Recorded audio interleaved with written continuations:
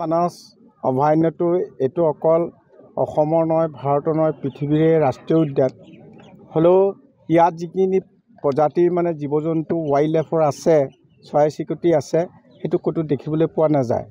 মানে সুন্দৰ এই মানাহখন যদি আমি সংৰক্ষণ কৰিব পাৰোঁ, ইয়াত থকা আশে পাশে থকা মানুহখিনিক উন্নয়নমূলক কামবোৰ চৰকাৰে যদি পদক্ষেপ লৈ পেলাই মানাহ ফৰেষ্টটো যদি আপোনাৰ সংৰক্ষণ কৰিব পাৰে, তেতিয়া বিশ্বৰ দৰবাৰত ইয়াত পৰ্যটকৰ বিকাশৰ কিন্তু দেশৰ উন্নতি সাধন নহয়। সেইকাৰণে পৰ্যটকক এইখিনি বস্তুৱে মাতি থাকিব, আহক।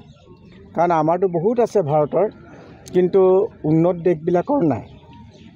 তাহাঁতে 1900 বছৰৰ পিছত কাপোৰ পিন্ধে, আমি আকৌ 5500 বছৰ আগতে কাপোৰ পিন্ধা নহয়, গছ গছনি ৰোৱা নহয়।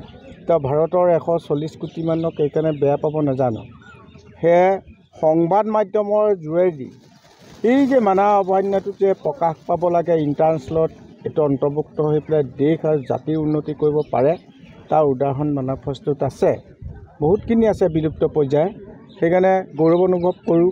ইয়াত সদায় প্ৰায়ে আহি থাকোঁ BTCত, আহি আৰু তেওঁলোকৰ চৰকাৰে অৰ্থ সামাজিক উন্নতি কৰি সংৰক্ষণৰ ব্যৱস্থাটো কৰিলে আমি BTCয়ে মানে বহুত অগ্ৰাধিকাৰ লাভ কৰিব বুলি মই আশাৰে বাট চাইছোঁ। কাৰণ এনেকুৱা পৰিৱেশ পৃথিৱীত ক'তো দেখিবলৈ পোৱা নাযায়।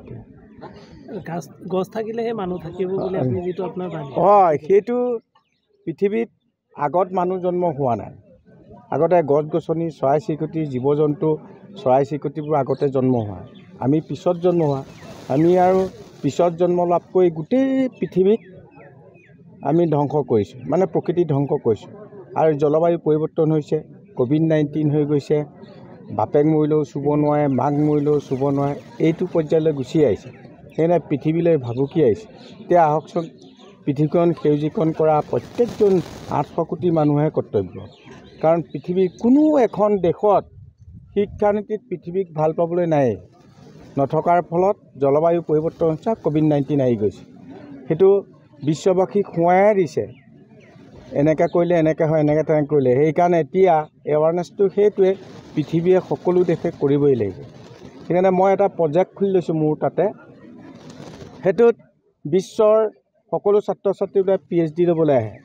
কাৰণ গছ পুলি ৰুলেই নহ'ব, গছ পুলি ৰুই প্ৰতিপালন কৰি ডাঙৰ দীঘল কৰা, গছৰ গুণাগুণ আৰু গছৰ নাম জানিবলৈ। জলবায়ু পৰিৱৰ্তন কেনেকৈ হয় এমাহতো নিশিকে, 1 বছৰ থাকিলে তাত অনুভৱ কৰিব। এনে USA, ইটালী, জাৰ্মানী, ফ্ৰান্স এইবোৰ ছাত্ৰ ছাত্ৰীসকলে তাত গৱেষণা কৰি PhD লৈছে। মানে তাহাঁতৰ PhD লোৱাটো উদ্দেশ্য হ'ল, যি দেশতেই নাথাকক নতুন প্ৰজন্মক পৃথিৱীক ভাল পাবলৈ শিকোৱাটো তেওঁলোকৰ কৰ্তব্য।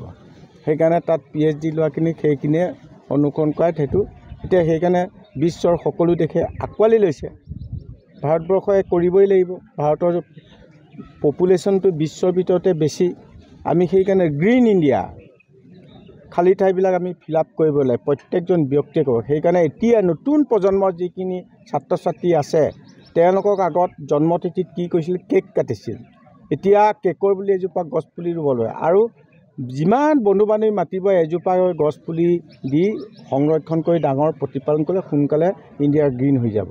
গ্ৰীণ হ'লে আমি জীয়াই থাকিব পাৰিম, নহ'লে আমালৈ ভাবুকি আছে।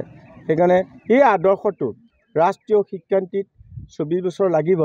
সেইখিনি ল'ৰা ছোৱালী যেতিয়া এডুকেশ্যনৰ ভাৰতীয় প্ৰশাসনত আহিব, তেওঁলোকে সমগ্ৰ বিশ্বক নেতৃত্ব দিব। সেইটো ভাৰতলৈ ঘূৰি আহিছে। সেইকাৰণে গৌৰৱময় অধ্যায়। সেইকাৰণে ভাৰতৰ 140 কোটি মানুহক মই বেয়া পাব নাজানো। ধন্যবাদ। 3 দিনীয়া কনফাৰেঞ্চ এটা কথা উল্লেখ কৰিছে মানে